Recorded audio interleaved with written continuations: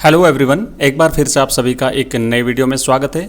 विद्यार्थियों, आज अपन देखेंगे माध्यमिक शिक्षा बोर्ड की जो टॉपर स्टूडेंट्स की कॉपीज हम देख रहे हैं उस श्रृंखला में आज हिंदी साहित्य की कॉपी अपन देखने वाले हैं।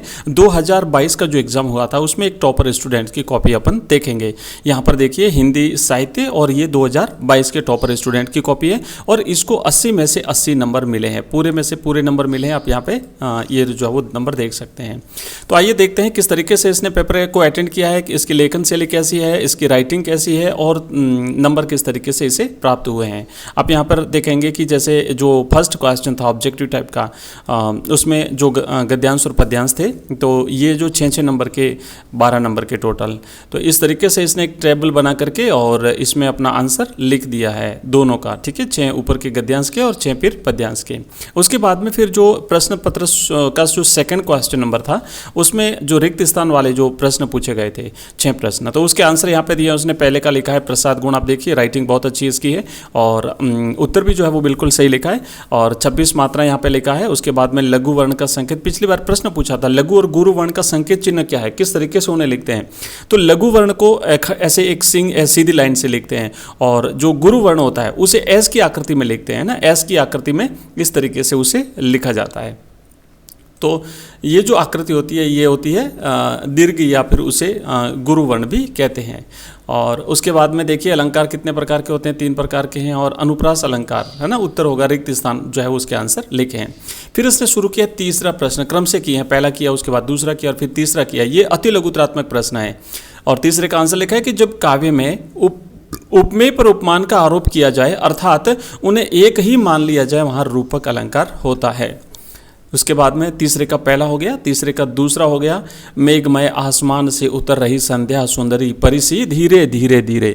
ठीक है, यहाँ प्रकृति के साथ मानवीय क्रियाओं से तुलना की है, मतलब प्रकृति पर मानवीय भावों का आरोपण किया है। ठीक है, तो इस तरीके से यहाँ पर मानवीय अलंकार हो गया। और उसके बाद फिर तीसरा क्या है, जनसंचार के माध्यम में सबसे पुराना माध्यम जो है वो प्रिंट मीडिया है। समाचार की शुरुआत में प्रयुक्त होने वाले कोई 2 ककार कब और कहाँ। 6 ककार होते हैं, आपको पता होगा 6 प्रकार के जो ककार होते हैं समाचार लेखन शैली में, तो 6 ककार आपको याद रखना है। उसमें पहले वाले 4 और बाद वाले 2 ऐसे करके 6 ककार हैं। प्रश्न पूछा जाता है कई बार, इस पर आप तैयार कर लीजिएगा 6 ककार। विशेष लेखन की सूचनाओं के स्रोतों के 2 नाम, प्रेस का कॉन्फ्रेंस और विज्ञप्तियाँ, इंटरनेट और दूसरे समाचार माध्यम। ठीक है, प्रसाद के चंद्रगुप्त नाटक से कार्नेले का गीत लिया गया है। दूसरा देवदास कहानी में मन्नू की बुआ का नाम पारो था। निराला को छायावादी कविता का प्रवर्तक माना जाता है। और यहाँ पे लिखा है भरत ने बचपन में राम की विशेष कृपा की रीति देखी जो कि भरत पर विशेष रूप से थी, वह उसे हारे हुए खेल में जीता देते थे। एक नंबर के क्वेश्चन है। कविता के प्रमुख तत्व होते हैं छंद, अलंकार, कथानक, बिंब, है ना, और उसके बाद लय होता है।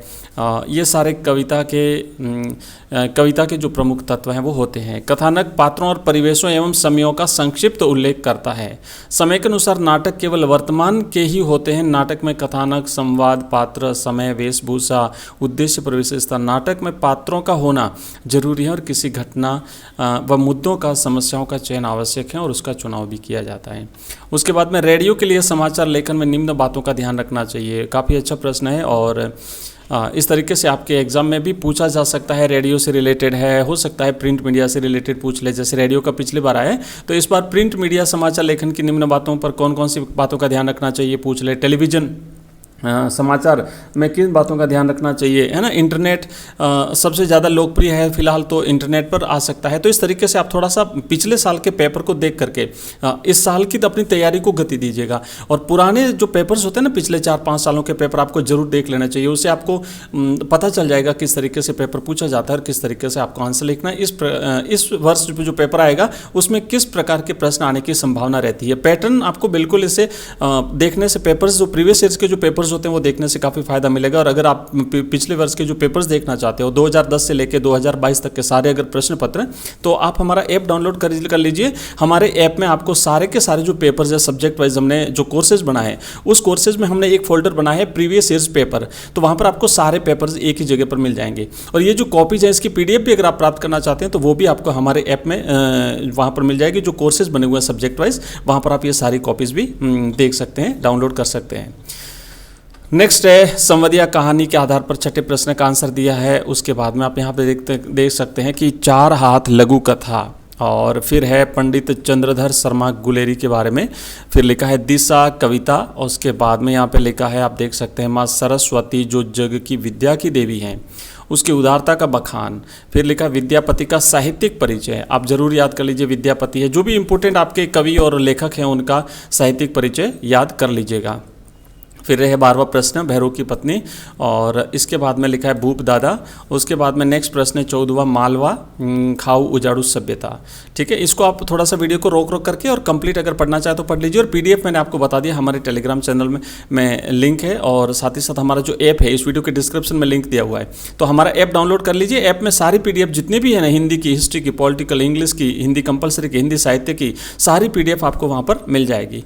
15वां प्रश्न 2 नंबर मिले हैं, मतलब पूरे में से पूरे नंबर मिले हैं। उसके बाद यहाँ पर देखिए इसने जो व्याख्या करनी होती है, सब प्रसंग व्याख्या, तो यहाँ पर आप लिखेंगे संदर्भ लिखना होता है, फिर प्रसंग, फिर व्याख्या करते हैं, और विशेष लिखा है। उसके बाद में फिर यहाँ पर सब प्रसंग लिखा है। देखो सब प्रसंग नहीं लिखना होता है, संदर्भ लिखते हैं, प्रसंग लिखते हैं और फिर व्याख्या लिखते हैं।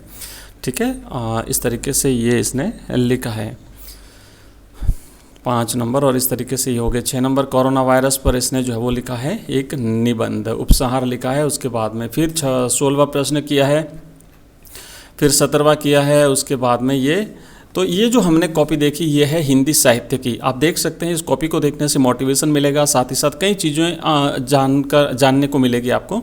और हिंदी साहित्य के अलावा बाकी जो कॉपीज होती है वो भी हमने देखी है। इसके साथ ही यहाँ पर हो जाता है समाप्त। तो कैसी लगी आपको ये कॉपी, मुझे कमेंट बॉक्स में कमेंट करके जरूर बताइएगा, और मिलते हैं नेक्स्ट वीडियो में। तब तक के लिए बाय, धन्यवाद।